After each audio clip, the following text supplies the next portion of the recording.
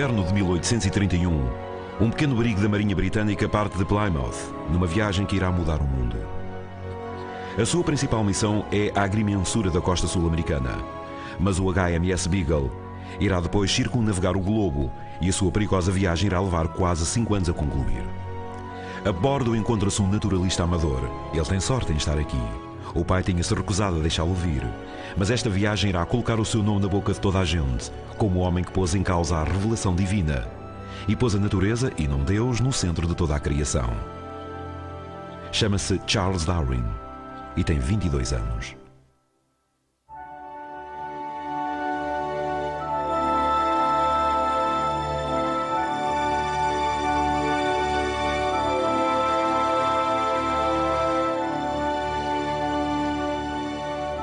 O Paraíso Perdido de Darwin, primeiro episódio. Charles Darwin foi o autor da teoria da evolução, uma ideia que abalou o mundo do século XIX e ainda hoje ressoa. Na sua grande obra, A Origem das Espécies, ele propôs que todos descendemos de um antepassado comum. É essa a base da biologia moderna e do nosso entendimento da natureza. Os leitores admiram a sua genialidade científica e a audácia da sua análise crítica. Porém, a obra revela pouco sobre o autor ou sobre as dificuldades por que passou. Este prudente estudioso seria ridicularizado como o homem macaco e viria a isolar-se. Mas desde então, as suas ideias revolucionárias conquistaram uma aceitação avassaladora.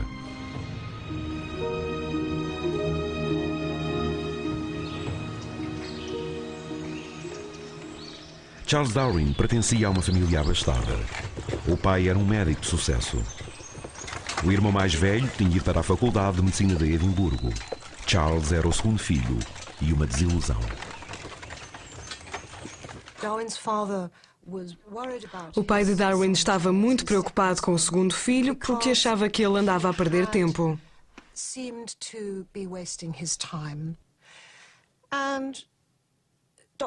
Como o rapaz não se estava a sair muito bem nos estudos, o Dr. Darwin retirou-o cedo da escola e enviou-o também para Edimburgo, a fim de ter algumas aulas de medicina antes de começar a tirar a licenciatura.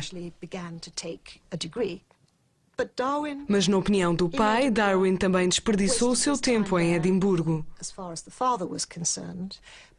Ele achava a medicina demasiado brutal, demasiado crua.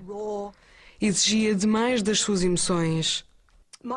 Ele não conseguia dominar as suas emoções perante a morte, a doença, a cirurgia. Devo dizer que isto foi antes da invenção dos anestésicos. Por isso, Darwin deixou cedo a Faculdade de Medicina.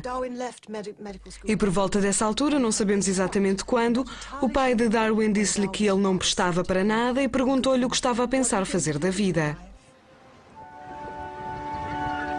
Então Charles foi para Cambridge a fim de estudar teologia. Preparava-se para ser pároco rural para agradar ao pai. Mas o que mais entusiasmou Darwin foi um interesse completamente novo, o estudo da história natural. Isso tornou-se a sua paixão. Esta viagem era uma oportunidade para seguir essa paixão, mas ele precisava da bênção e do dinheiro do pai.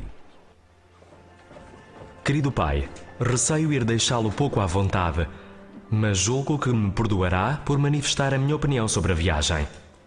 Reproduzo aqui aquilo que acredito ser uma lista fiel e completa das suas objeções.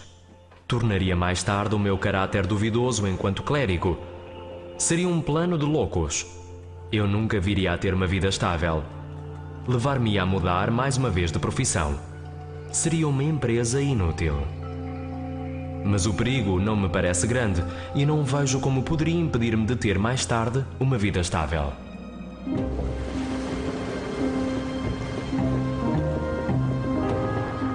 Foi apenas o acaso que salvou Darwin de uma vida não realizada como pároco rural. O homem que mudou completamente o destino do jovem e inútil Charles Darwin foi o comandante do Beagle, o capitão Robert Fitzroy. Ele próprio, uma personagem fascinante e invulgar, tinha apenas 26 anos, mas já era um marinheiro com vasta experiência, agora encarregado de uma importante expedição e responsável pela vida das 70 pessoas a bordo do navio.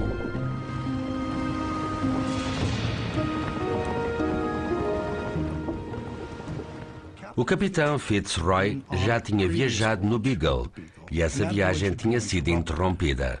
Enquanto mediam o emaranhado de enseadas e ilhas na extremidade meridional da América do Sul, o capitão de uma das embarcações que participavam nesse levantamento matou-se com um tiro.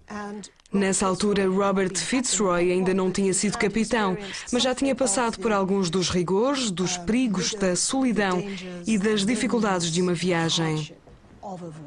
Mas para evitar ter os mesmos problemas que o seu antecessor, que se tinha suicidado, ele precisava de uma companhia, de um cavalheiro de boa posição e com dinheiro suficiente para pagar a sua própria viagem de volta ao mundo.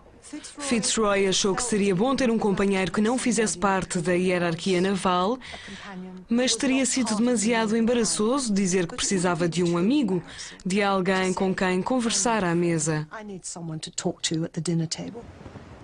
Naturalmente, Fitzroy foi à Universidade de Cambridge procurar um cavalheiro assim. Seria agradável se se tratasse de um clérigo.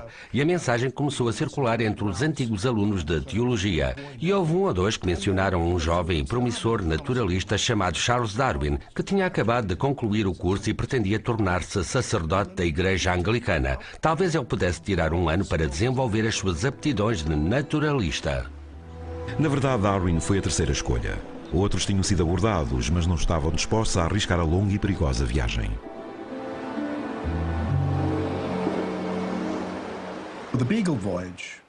A viagem do Beagle era a aventura perfeita. Pensem só, era aquilo com que qualquer rapaz sonharia. Romance, viajar, ir à terra em lugares exóticos. Going ashore in exotic places.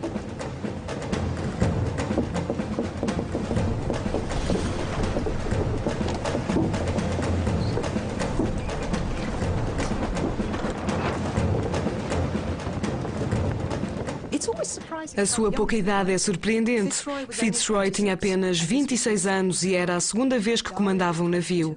Darwin tinha 22 anos e a maior parte da tripulação tinha menos de 30. Havia rapazes de 14 anos no barco. Além da missão oficial do almirantado, a viagem de Fitzroy tinha outro propósito mais pessoal. Ele era um aristocrata com uma fé profunda no sentido de supremacia e hierarquia cristãs e britânicas. Impôs a si mesmo uma missão: levar a luz de Cristo aos povos primitivos do Novo Mundo e com ela os valores de disciplina do Velho. Estava decidido a civilizar os selvagens. Fitzroy envolveu-se numa experiência humana extraordinária ao levar habitantes da Terra do Fogo da sua terra natal para a Inglaterra em 1829. Eles viveram 2 anos em Inglaterra, enquanto a segunda viagem do Beagle estava a ser preparada. Fitzroy pagou a instrução desses jovens. Os seus amigos aristocratas cobriram-nos de presentes. Essas pessoas tornaram-se pequenas, mas notadas celebridades. Aos 4 habitantes da Terra do Fogo capturados foram atribuídos os nomes de Jamie Button, Fuegi Basket, Boat Harbor e York Minster.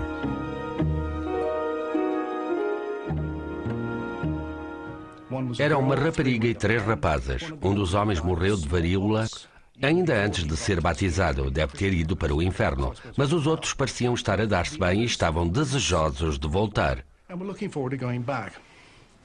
Fitzroy ia levá-los de volta à Terra do Fogo com um missionário e montar lá uma missão. Darwin riu-se quando esses 3 índios da Terra do Fogo apareceram com toda a loiça e utensílios que gente bem intencionada e frequentadora da igreja dos arredores de Londres achava que era necessário para montar uma missão com esses jovens.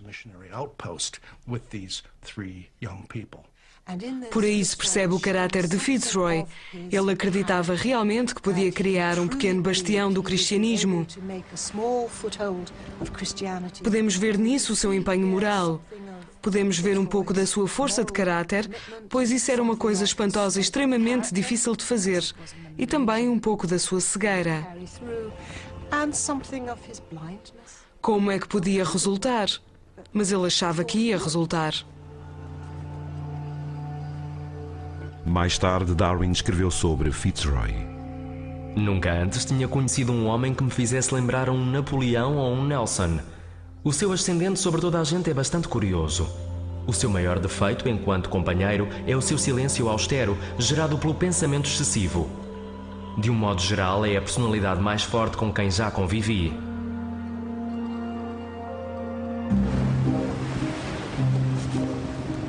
Ao zarparem para o sul, tanto Darwin como Fitzroy consideravam-se cavalheiros cristãos convencionais. Na altura, não duvidava minimamente da verdade rigorosa e literal de cada palavra da Bíblia. Mas a viagem do Beagle estava a levar estes homens em direções opostas. Um iria observar a natureza, acabando por não achar lugar para Deus. O outro veria um mundo que não sabia explicar e refugiar-se-ia numa religião inflexível. Ambos sofreriam grandemente por causa das suas convicções. A bordo do Beagle, o jovem Charles Darwin dedicou-se com grande intensidade ao seu trabalho de colecionador. Queria desesperadamente mostrar aquilo que valia. Para alguém interessado no mundo natural, era uma oportunidade extraordinária. Muito daquilo que ele levou para bordo do navio era desconhecido da ciência. Darwin fazia muito mais do que apenas descrever as criaturas que colecionava. Quando suspeitava que tinha sido encontrada uma espécie nova e desconhecida, analisava-a, descrevendo minuciosamente o exemplar, tentava classificá-la e, por fim, acondicionava o exemplar em álcool etílico.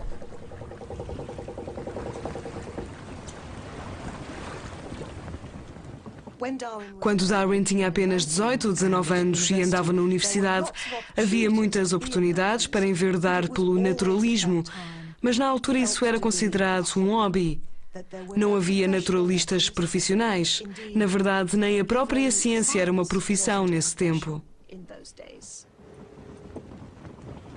Darwin trabalhou incansavelmente, desenvolvendo os seus próprios métodos, que lhe permitiam descrever muitos exemplares antes desconhecidos.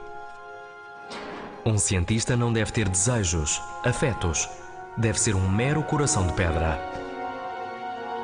No decurso da sua viagem, ele descobriu mais de 100 espécies diferentes, adquirindo lentamente a capacidade de observar com atenção. Nunca nada me tinha feito perceber tão claramente que a ciência consiste em agrupar os factos de modo a que seja possível extrair deles leis gerais ou conclusões. As suas numerosas amostras depressa sobrecarregaram o pequeno navio. O capitão Fitzroy, ele próprio um homem com curiosidade científica, ofereceu-se generosamente para as enviar para a Inglaterra a intervalos regulares. Temos aqui um dos exemplares recolhidos por Charles Darwin durante a viagem no Beagle. Estes exemplares não se encontram apenas conservados em frascos. Ainda hoje são utilizados. Os investigadores que visitam a nossa coleção vêm cá especialmente para trabalhar com tipos de todo o mundo. Este exemplar é o tipo da espécie. É o exemplar que foi escolhido para representar a espécie. É importante ter estes exemplares representativos, pois, como é óbvio, a natureza é muito diversificada. Há mais de 29 mil espécies de peixes conhecidas até agora e há sempre mais a serem descritas. É importante que, a nível mundial, todos os que falam sobre isto, todos os envolvidos na área das ciências, compreendam de que organismos estão a falar. Tiveram de conceber uma linguagem comum. Carl Linné desenvolveu um sistema de nomenclatura baseado no género e na espécie. Os nomes latinos, como nós costumamos dizer. Darwin pôde trabalhar com esse sistema. Não foi a primeira pessoa a recolher exemplares relacionados com história natural, mas estava no auge dessa atividade e procurava conscientemente novos organismos. E descobriu muitas espécies novas.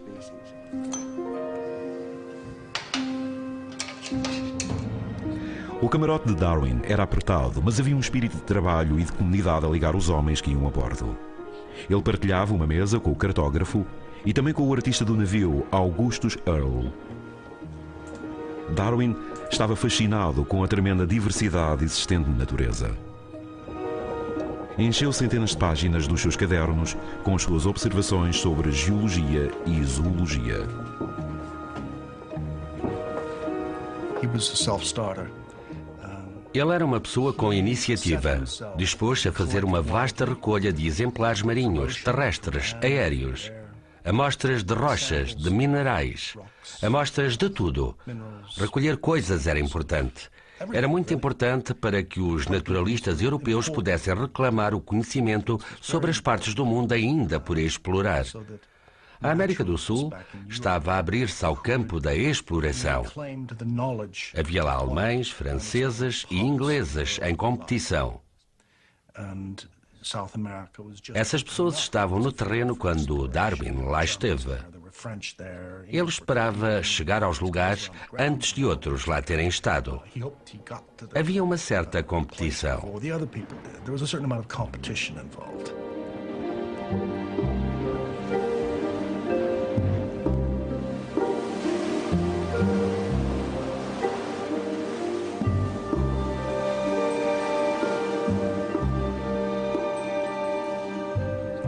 Depois de atravessar o Atlântico, o Beagle chegou finalmente ao Brasil. Para Darwin, a chegada à Terra trouxe grande alívio, pois sofreu enjoos terríveis durante a viagem.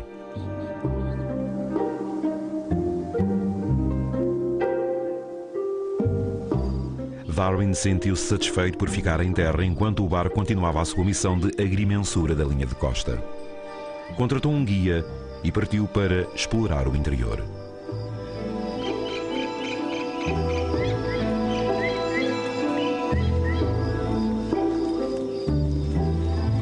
Darwin passou grande parte dessa expedição de 5 anos em terra, principalmente na América do Sul, a explorar e a aumentar as suas coleções.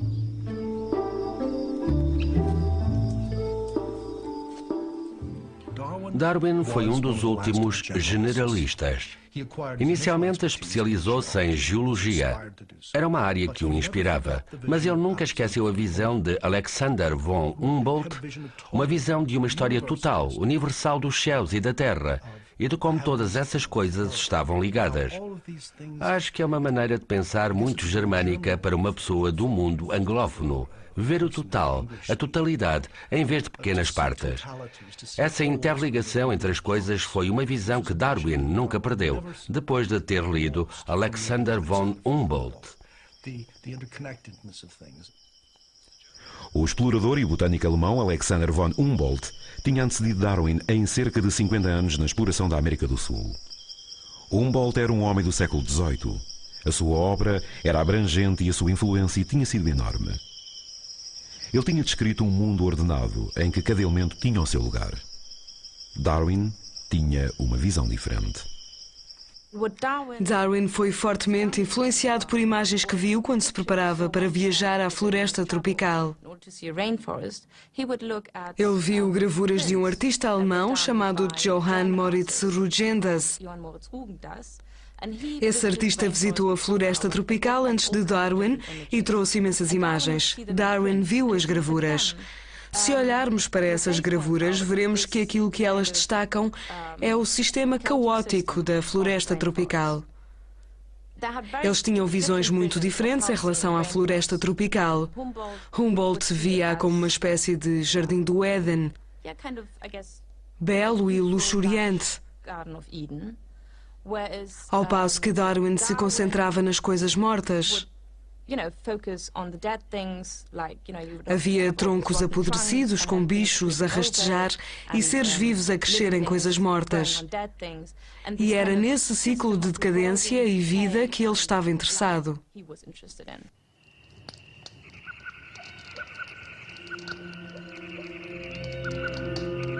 A experiência de Darwin na floresta tropical viria a deixar nele uma impressão duradoura. O jovem, a quem a morte e a doença tinham horrorizado na universidade, estava aqui obcecado com a noção de decomposição. É muito possível que uma pessoa menos sensível à brutalidade da natureza não a conseguisse observar com a mesma sensibilidade de Darwin. Era a diversidade desta floresta tropical que o fascinava. Coabitavam nela milhares de espécies. Darwin continuou a colecionar e a classificar. Queria compreender, explicar. Já mais velho, viria a escrever a célebre passagem. Não vejo limites para a quantidade de mudança, para a beleza e para a infinita complexidade das coadaptações entre todos os seres orgânicos, quer entre si, quer entre as suas condições físicas de vida, que possam ser afetadas ao longo de muito tempo pelo poder de seleção da natureza ou a sobrevivência dos mais aptos. A um naturalista que tentasse explicar como e quando as coisas aconteciam chamava-se naturalista filosófico. Era uma pessoa que se interessava pelas causas. Não era um mero colecionador ou classificador. Queria saber porque é que as coisas têm o aspecto que têm e porque é que as coisas se encontram num determinado lugar, num determinado momento. Porque é que em dois sítios exatamente com o mesmo ambiente há animais tão diferentes? E porque é que em ambientes completamente diferentes há animais praticamente idênticos? Foram essas incongruências que confundiram Darwin, particularmente quando se encontrava na América do Sul. A floresta tropical não era nenhum paraíso. Era um mundo extremamente competitivo, com uma luta constante pela sobrevivência. A força nem sempre era a melhor técnica. Os membros mais fracos pareciam usar uma arma secreta na sua luta: a camuflagem.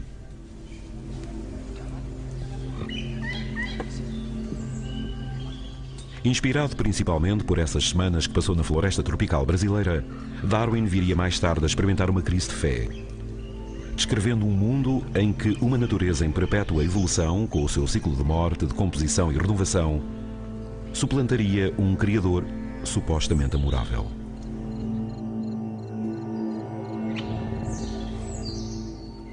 Que livro um capelão do diabo poderia escrever sobre os desígnios desastrados, perdulários, disparatadamente baixos e horrivelmente cruéis da natureza?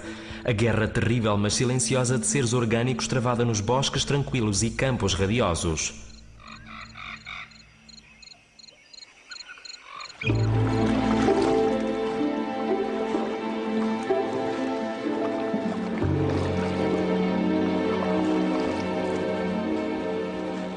Quando Darwin regressou ao Beagle, passou dias atormentado por uma febre inexplicável.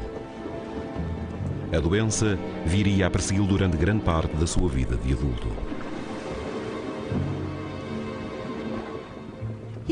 Poderá ter sido infectado por alguma doença durante a viagem no Beagle. Poderia ter alguma deficiência, talvez lúpus ou outra doença. Foram sugeridas muitas razões físicas para a saúde debilitada. Também há quem considere muito possível que a razão fosse um conflito psicológico com a obra que estava a criar.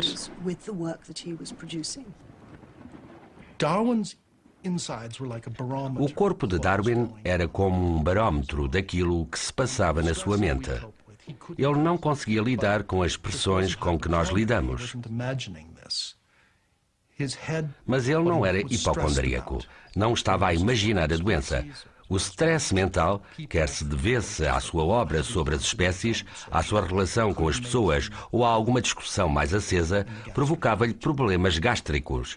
Melhorou bastante depois de publicar o seu último livro sobre a evolução.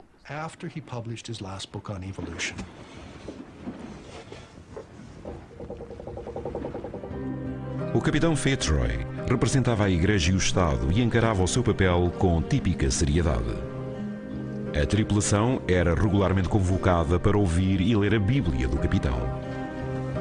Que se estenderá a todos os seres vivos que estão convosco, aves, animais domésticos e selvagens, os que agora saíram da arca e todos os que existirem na terra. Não haverá mais nenhum dilúvio a destruir a terra.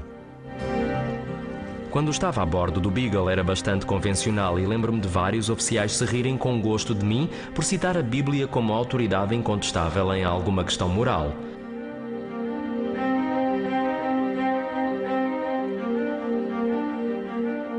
Gradualmente fui vendo que o Antigo Testamento, com a sua história manifestamente falsa do mundo, não merecia mais confiança do que os livros sagrados dos hindus ou as crenças de qualquer bárbaro. A doutrina cristã tradicional mantinha que tinha havido uma criação e um dilúvio, que o mundo tinha sido feito em 6 dias e que depois de criado era imutável. Propor o contrário era um escândalo. O poema épico Paraíso Perdido de Milton foi a leitura preferida de Darwin durante a viagem no Beagle. Nele, Milton evocava a luta entre o livre-arbítrio do homem e as leis imutáveis de Deus. Darwin e Fitzroy eram ambos espíritos abertos em relação ao mundo e ávidos de conhecimento. Embora as suas diferentes perspectivas acabassem por conduzir a um rompimento doloroso, por agora no espaço apertado que partilhavam permaneciam bons amigos, jovens com muito em comum. Ele e Darwin gostavam de discutir sobre muitas das coisas que este último estava a descobrir durante a viagem. Conversavam de forma animada, particularmente sobre geologia, pois Darwin tinha consigo um livro de autoria do grande geólogo britânico Charles Lyell. Era uma obra em 3 volumes e Fitzroy tinha-lhe oferecido o primeiro antes de embarcarem em Inglaterra. O livro de Lyell era bombástico. Ele insistia que a Terra era incomensuravelmente velha. Darwin ficou impressionado com isso, embora, na sua opinião, Lyell tivesse deixado escapar um ponto muito importante. Ele via um sistema geológico em que a crosta terrestre subia e descia, e oscilava, mas sem direção. Lyell preocupava-se bastante em demonstrar que não havia um fio condutor, uma direção na história da Terra, porque se houvesse uma espécie de fio condutor progressivo, nós poderíamos ter sido apanhados por ele e ser o resultado de alguma espécie de evolução. A estratégia de Lyell, na geologia, foi manter a história da Terra não direcional. Ele chamou a isso uniformitarismo. As mudanças não só eram lentas, como não tinham uma direção. Darwin nunca acreditou nisso. Darwin acreditava na visão da história da Terra em que as coisas mudavam lentamente, mas sempre acreditou que tinha havido um princípio e que iria haver um fim. E que entre esses 2 pontos haveria desenvolvimento ou progresso, e era nesse período que as espécies apareciam naturalmente na Terra. À medida que a viagem prosseguia, Fitzroy tornava-se mais taciturno. Ele era extremamente generoso comigo, mas era um homem com quem era muito difícil de viver nas condições de intimidade decorrentes do facto de comermos sozinhos na mesma cabina. Tivemos várias discussões, pois quando se irritava, não era nada razoável.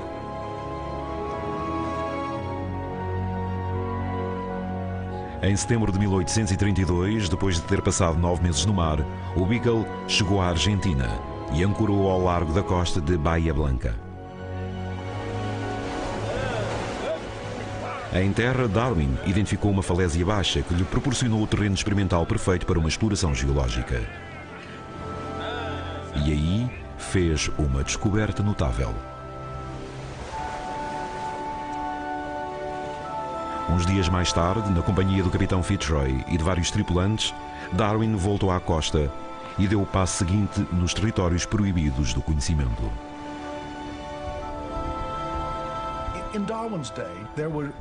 No tempo de Darwin, havia coisas que as pessoas podiam saber e investigar, e havia coisas que se considerava estarem para além do âmbito do conhecimento legítimo. Essas coisas eram Deus, os primórdios da Terra, a origem das espécies, a forma como tudo irá acabar. Considerava-se que essas áreas que estavam para além do âmbito do conhecimento legítimo pertenciam ao campo da revelação divina. Sabemos que os seres humanos têm alma porque as Sagradas Escrituras o dizem. Sabemos que as coisas foram criadas porque no princípio Deus as criou. E sabemos que também no fim Deus prevalecerá.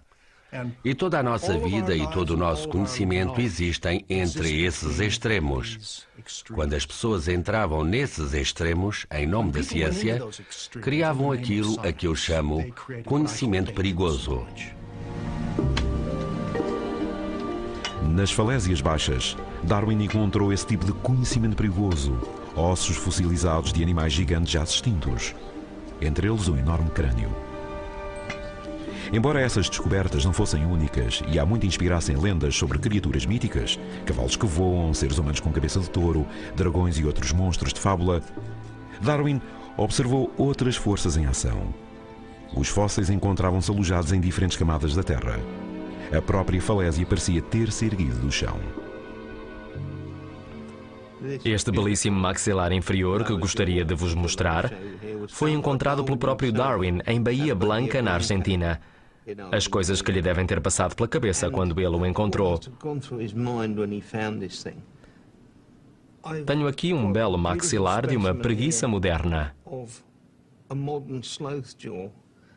Se os compararmos, poderemos ver até que ponto o tamanho é diferente. You can see the kind of size difference. Isto deve tê-lo deixado pasmado. This would have blown his mind. Embora as criaturas gigantes já não existissem, Darwin reparou que pareciam partilhar a mesma forma anatómica de outros animais encontrados nas pampas, ali perto. Mais tarde, Darwin viria a escrever que os fósseis que tinha desenterrado na América do Sul tinham sido um dos pontos de partida importantes para o desenvolvimento das suas perspectivas sobre a evolução. Eles pareciam sugerir uma continuidade de tipos ao longo de grandes períodos de tempo. Começava a parecer a Darwin que talvez houvesse elos de parentesco entre diferentes espécies, separadas quer pelo tempo, quer pelo espaço geográfico. E começou a concentrar-se naquilo que essas ligações poderiam querer dizer. Temos aqui um fémur e uma tíbia de Macrauchenia. São obviamente animais mamíferos. No processo de evolução dos mamíferos surgiu a articulação do joelho. Pelo tamanho da articulação, podemos ver que o joelho deste animal tinha grande mobilidade. Os joelhos funcionam em animais que mantêm os membros direitos. É uma estrutura muito típica dos mamíferos e mostra imediatamente que este animal era um mamífero, ainda que invulgar. Embora Darwin tivesse apenas conhecimentos rudimentares de anatomia, reconheceu imediatamente a importância da sua descoberta. Embalou cuidadosamente os ossos num caixote especial e enviou-os a Richard Owen, em Londres. Era o lugar óbvio para onde enviar os ossos. Owen era o maior anatomista de então a viver na Grã-Bretanha. A escolha evidente para descrever aquele material. Aquilo era o tipo de coisa que tornava uma pessoa famosa. Não podia ser enviado para qualquer um. Tinha de ser enviado para os melhores profissionais. Eram materiais extremamente preciosos.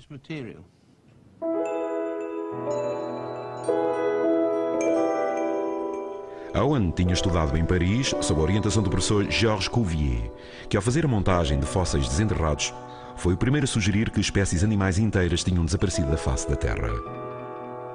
Os teólogos depressa responderam que esses animais deviam ter morrido porque eram grandes demais para a Arca de Noé. Teria Deus criado uma espécie e depois permitido que ela se afogasse? Ou seria isso obra da própria natureza? A nova ciência, que era a anatomia comparada, fundada por Cuvier, procurava a resposta.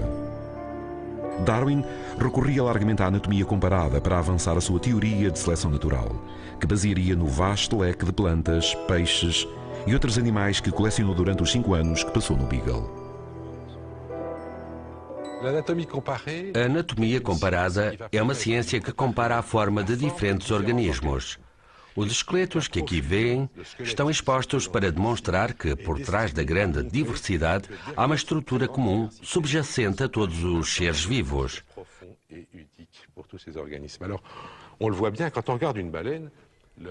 Se olharmos para uma baleia, podemos ver como as barbatanas peitorais são semelhantes a um braço humano. E quando olhamos para o esqueleto, podemos ver que por trás da omoplata encontramos os mesmos ossos nos mesmos sítios. O rádio, etc. Tal como em nós.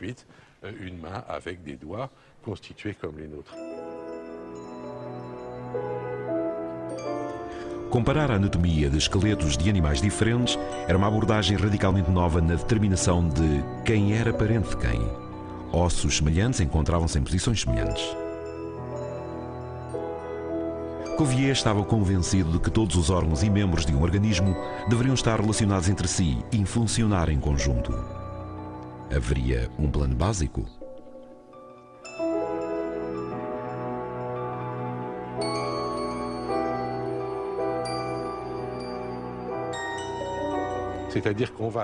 Por trás da grande diversidade, há um plano organizativo único, que faz com que alguns animais sejam semelhantes. E não é só por terem os mesmos órgãos, por a baleia ter o mesmo osso que eu.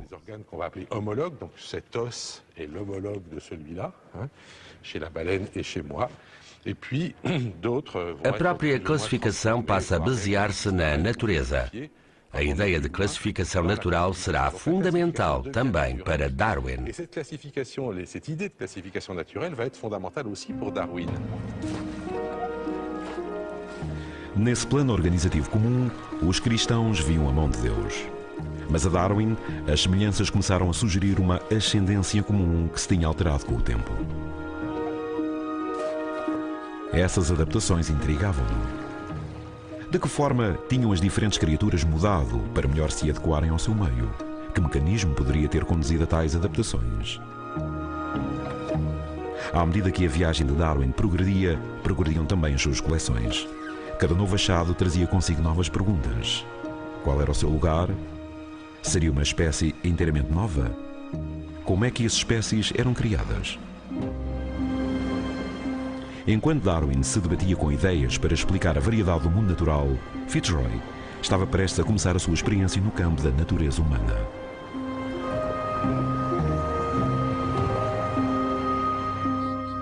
Após 6 meses de um trabalho meticuloso a medir a costa leste da América do Sul, o Beagle partiu de Bahia Blanca mais para sul.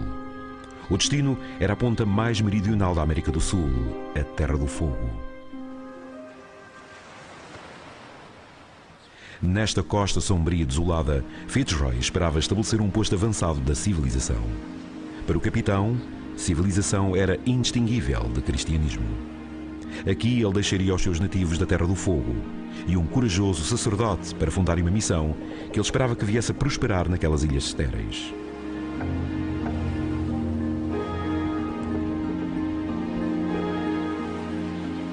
Há muito que Fitzroy se sentia incomodado por ter raptado os nativos da sua terra natal. Esta era a sua oportunidade de redenção.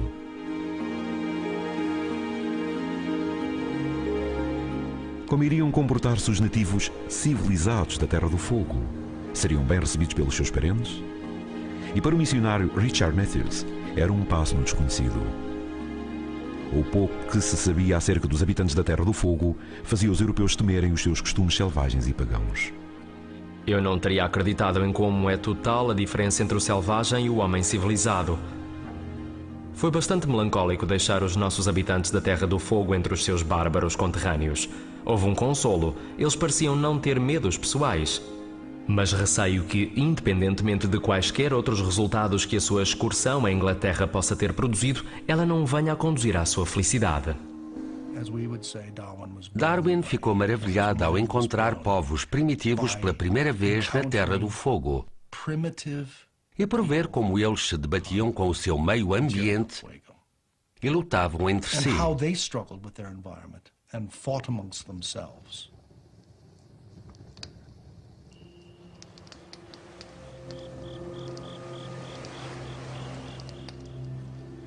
Creio que neste extremo da América do Sul o homem existe num estado de menor aperfeiçoamento do que em qualquer outra parte do mundo. No seu ambiente natural, um nativo da Terra do Fogo é semelhante a um animal selvagem, ao que se deve temer. Embora a missão já tivesse sido fundada com cabanas, jardins, mobília e loiça, os receosos marinheiros, temendo um ataque, preferiam o seu próprio e bem guardado acampamento. Darwin juntou-se a eles.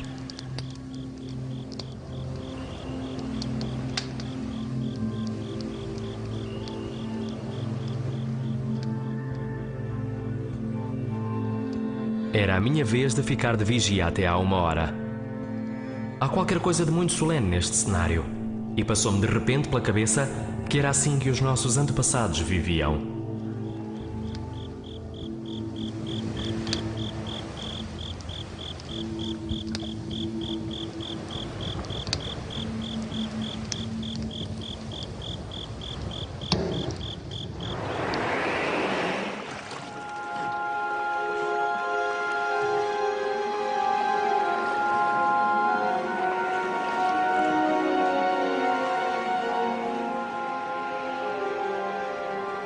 Dez dias depois de deixar o missionário e os seus nativos recém-civilizados, Fitzroy voltou para observar o progresso da sua estranha experiência social.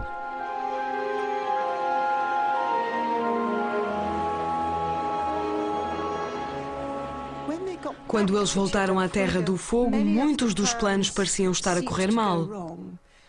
Em primeiro lugar, os nativos anglicizados sentiam-se pouco à vontade entre os seus parentes. A missão foi completamente destruída. O missionário chorava e quis voltar para bordo do navio. Não aguentava ficar mais tempo, tinha medo. A experiência destinada a semear a civilização em conjunto com o cristianismo foi um completo fracasso. Fitzroy estava transtornado. Ele tinha tido dúvidas, mas parece que só as expressou quando elas se materializaram. Quando viu que tinha falhado, foi-lhe difícil lidar com isso e ficou muito deprimido. Darwin estava deprimido, estavam todos deprimidos. Tinham tido tantas esperanças. No entanto, Darwin nunca esperava realmente que a experiência de Fitzroy fosse bem-sucedida.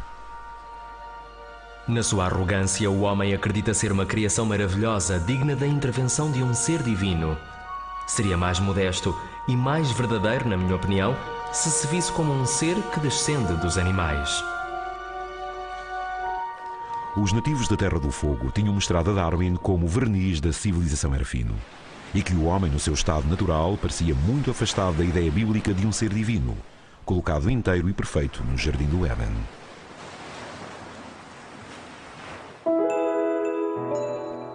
Isso permitiu a Darwin refletir sobre as nossas origens com base nas provas e não no dogma, e acabaria por conduzir à mais perigosa das suas ideias, que todos os seres vivos descendem de um antepassado comum.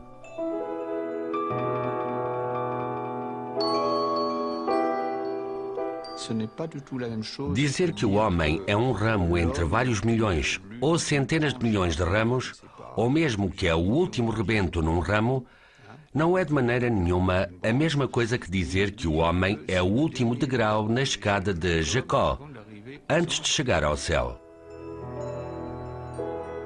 Alguns contemporâneos de Darwin distorceram a sua visão, dizendo que ele afirmara que o homem tinha evoluído a partir dos macacos antropóides.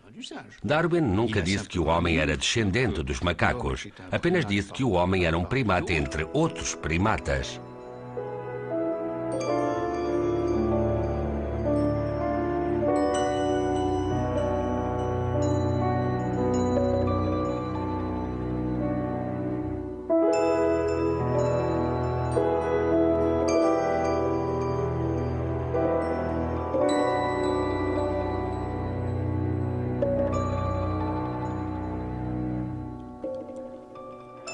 Há vários anos que no Instituto Max Planck de Antropologia Evolutiva em Leipzig se faz pesquisa no campo das análises ao ADN para determinar as relações exatas entre seres humanos e macacos antropóides. A visão de Darwin, tal como eu a entendo, é que houve um antepassado comum e que é possível estabelecer uma ligação entre todos os seres vivos de hoje e esse antepassado comum. O que os cientistas têm feito desde então é tentar preencher os pormenores. Que aspecto têm esses ramos e em que ramos se encaixam os seres humanos? E que percentagem de ramos se encontra atribuída às diferentes formas de vida do planeta? É uma ideia que está ela própria em evolução. Ainda estamos a aprender. Há uma grande diversidade sobre a qual nada sabemos.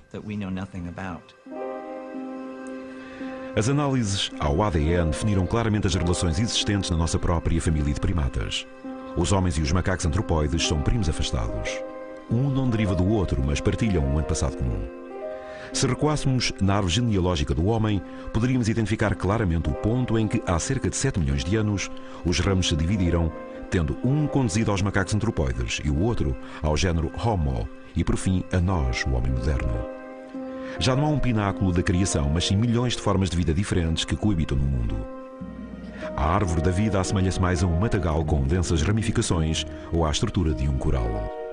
Na extremidade externa dos seus ramos encontram-se as espécies vivas que ainda hoje habitam a Terra.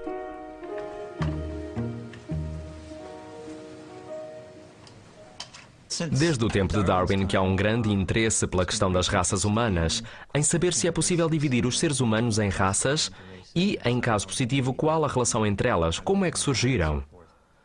Sabemos agora que as provas genéticas corroboram pelo menos parte do pensamento de Darwin, pois demonstram que, embora haja variedades diferentes de seres humanos, ou aquilo que nos parecem ser variedades diferentes, por baixo da aparência física não há nada que torne realmente os seres humanos diferentes. Sabemos, por exemplo, que a nível genético os seres humanos e os chimpanzés são idênticos em 99%. O ADN de 2 seres humanos é idêntico em 99%. Portanto, a fração de ADN que é diferente entre diferentes indivíduos é muito pequena. A bordo do Beagle, na extremidade meridional da América do Sul, no ano de 1833, Darwin apenas começava a refletir sobre aquilo que a idade da Terra e a origem dos seus antepassados poderiam ter a ver com a criação de todos os seres vivos. Seria a sua voraz recolha de exemplares em todo o âmbito do mundo natural que mais tarde viria a permitir-lhe avançar a teoria de que a evolução era uma força constantemente em ação.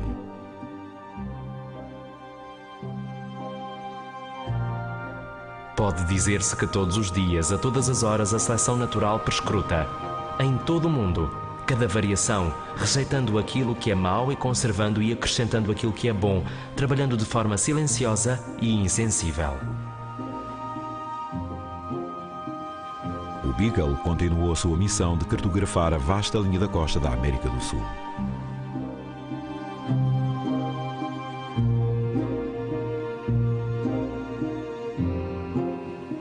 Enquanto Darwin estava ocupado com outra expedição no interior, o Beagle estava em águas conturbadas. O capitão Fitzroy não era visto no convés há dias. O navio encontrava-se retido na região das acalmias equatoriais, zonas escaldantes e sem vento, onde os navios podiam passar semanas imobilizados. Tinha sido aqui que o seu antecessor, como capitão do Beagle, se suicidara. Fitzroy tinha-se colocado a si próprio sob grande tensão para garantir que a expedição seria um sucesso. Mas após a experiência falhada com os nativos da Terra do Fogo e sem a companhia do seu amigo Darwin, as pressões começavam a esmagá-lo. Quando chegaram más notícias de Londres, ele ficou reduzido ao desespero.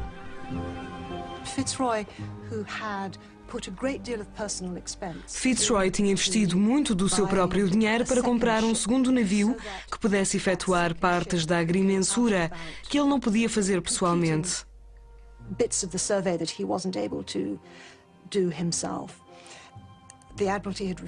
O almirantado tinha-se recusado a pagar esse navio, por isso ele comprou com o seu próprio dinheiro. Na verdade, endividou-se para o fazer.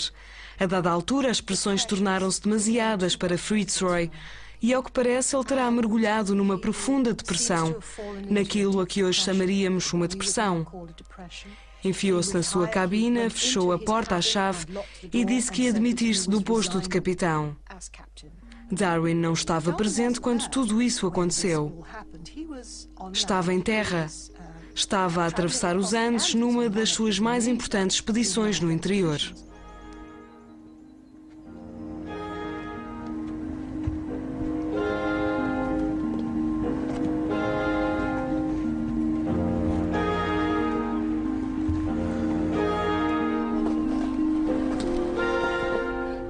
No alto dos Andes, Darwin deparou-se com conchas fossilizadas. Como teriam conchas como aquelas e de parar a uma altitude tão elevada, era um grande mistério. Darwin recusava-se a acreditar que tinha sido Deus a pô-las lá para confundir os cientistas. Ele via as Andes como um sinal inconfundível de que há muitos anos as montanhas teriam estado abaixo do nível do mar e que tinham depois sido empurradas ou impelidas para cima. Parecia-lhe que a Terra estava em constante movimento, sendo algumas partes empurradas para cima enquanto outras abatiam.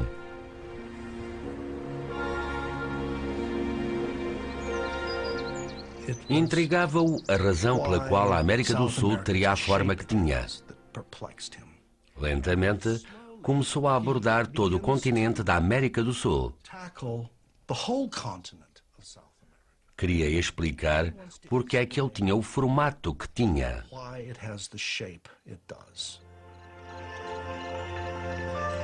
Os teólogos tinham calculado que a Terra fora criada em 4004 a.C., o que daria uma idade aproximada de 6.000 anos. Darwin tinha a certeza de que, para acomodar formas de vida tão variadas, a Terra teria de ser muito mais antiga. Esse processo de adaptação deveria ter levado vários milhões de anos. A Terra tinha de ser muito mais velha.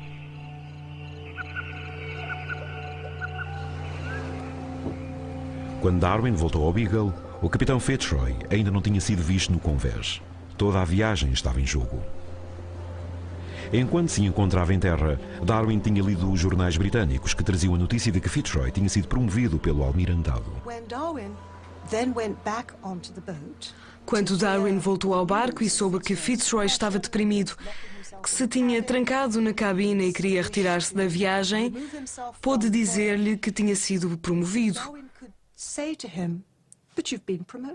E ficou muito satisfeito por poder ser ele a dar-lhe essa notícia.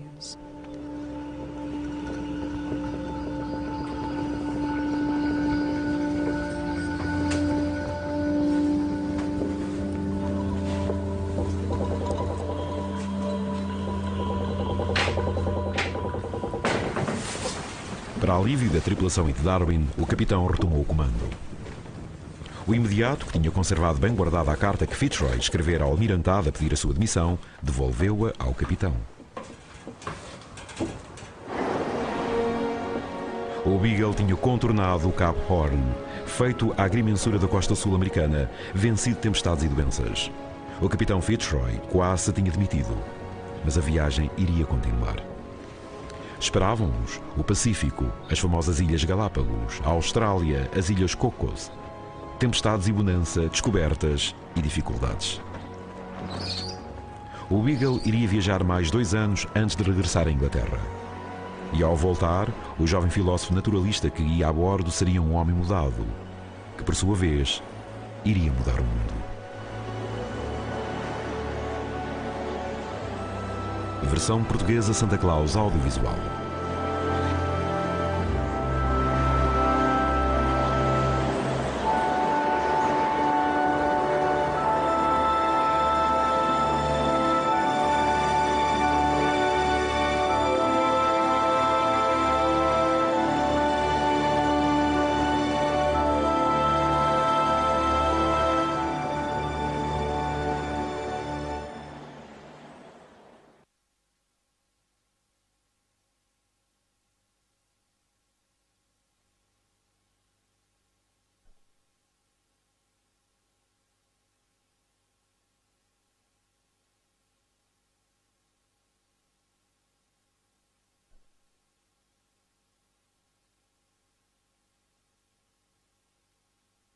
Foi o autor da teoria da evolução, uma ideia que abalou o mundo do século XIX e ainda hoje ressoa.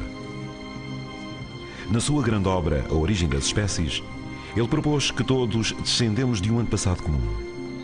É essa a base da biologia moderna e do nosso entendimento da natureza. Os leitores admiram a sua genialidade científica e a audácia da sua análise crítica. Porém, a obra revela pouco sobre o autor ou sobre as dificuldades por que passou.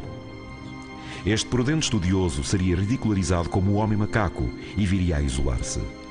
Mas desde então, as suas ideias revolucionárias conquistaram uma aceitação avassaladora.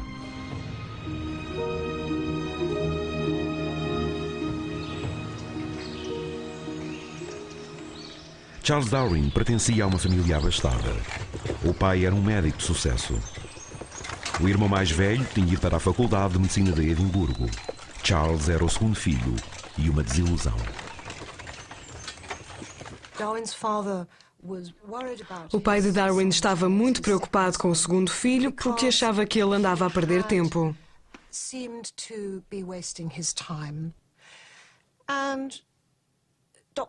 Como o rapaz não se estava a sair muito bem nos estudos, o Dr. Darwin retirou-o cedo da escola e enviou-o também para Edimburgo, a fim de ter algumas aulas de medicina antes de começar a tirar a licenciatura. Mas, na opinião do pai, Darwin também desperdiçou o seu tempo em Edimburgo. Ele achava a medicina demasiado brutal, demasiado crua. Exigia demais das suas emoções. Ele não conseguia dominar as suas emoções perante a morte, a doença, a cirurgia. Devo dizer que isto foi antes da invenção dos anestésicos. Por isso, Darwin deixou cedo a Faculdade de Medicina. E por volta dessa altura, não sabemos exatamente quando, o pai de Darwin disse-lhe que ele não prestava para nada e perguntou-lhe o que estava a pensar fazer da vida. Então Charles foi para Cambridge a fim de estudar teologia. Preparava-se para ser pároco rural para agradar ao pai. Mas o que mais entusiasmou Darwin foi um interesse completamente novo, o estudo da história natural. Isso tornou-se a sua paixão. Esta viagem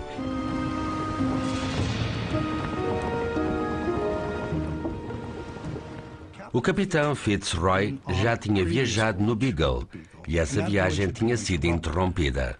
Enquanto mediam o emaranhado de enseadas e ilhas na extremidade meridional da América do Sul, o capitão de uma das embarcações que participavam nesse levantamento matou-se com um tiro. Nessa altura, Robert Fitzroy ainda não tinha sido capitão, mas já tinha passado por alguns dos rigores, dos perigos, da solidão e das dificuldades de uma viagem. Mas para evitar ter os mesmos problemas que o seu antecessor, que se tinha suicidado, ele precisava de uma companhia, de um cavalheiro de boa posição e com dinheiro suficiente para pagar a sua própria viagem de volta ao mundo. Fitzroy achou que seria bom ter um companheiro que não fizesse parte da hierarquia naval, mas teria sido demasiado embaraçoso dizer que precisava de um amigo, de alguém com quem conversar à mesa. Naturalmente, Fitzroy foi à Universidade de Cambridge procurar um cavalheiro assim. Seria agradável se se tratasse de um clérigo. E a mensagem começou a circular entre os antigos.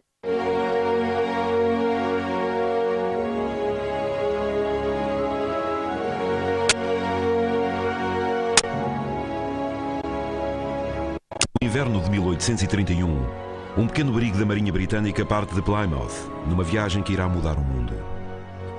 A sua principal missão é a agrimensura da costa sul-americana, mas o HMS Beagle irá depois circunnavegar o globo e a sua perigosa viagem irá levar quase 5 anos a concluir. A bordo encontra-se um naturalista amador. Ele tem sorte em estar aqui.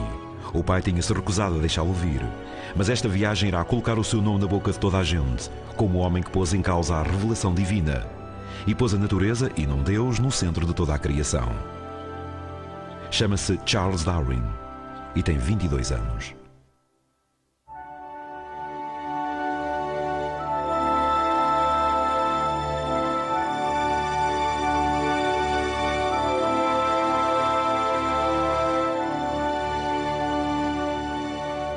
O Paraíso Perdido de Darwin, primeiro episódio.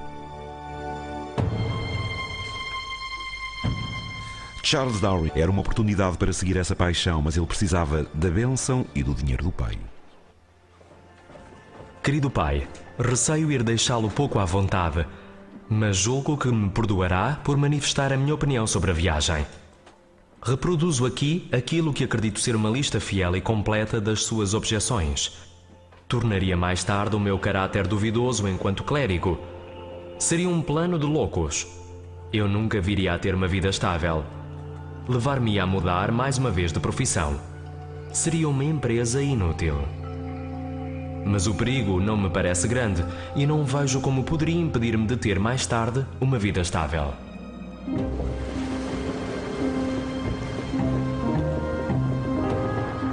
Foi apenas o acaso que salvou Darwin de uma vida não realizada como pároco rural. O homem que mudou completamente o destino do jovem e inútil Charles Darwin foi o comandante do Beagle, o capitão Robert Fitzroy. Ele próprio, uma personagem fascinante e invulgar, tinha apenas 26 anos, mas já era um marinheiro com vasta experiência, agora encarregado de uma importante expedição e responsável pela vida das 70 pessoas a bordo do navio.